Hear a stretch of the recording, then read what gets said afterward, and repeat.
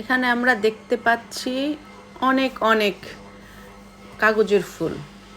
ফুলগুলো দূর থেকে দেখি মুগ্ধ হয়ে যাওয়ার মতো, এবং আমরা তাই হয়েছি। অনেক সুন্দর, অনেক সাজানো গুছানো পরিচ্ছন্ন ফুলের এক একটা তোড়া বানিয়ে রেখেছে। তোড়া বললে ভুল হবে, মাথার হেড সবগুলো।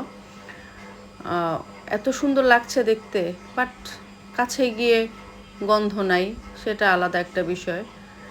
কিন্তু আমরা যখন নিব অনেক দিন এটা আবার ইউজ করা যাবে, এটা একটা অবশ্যই বড় ব্যাপার।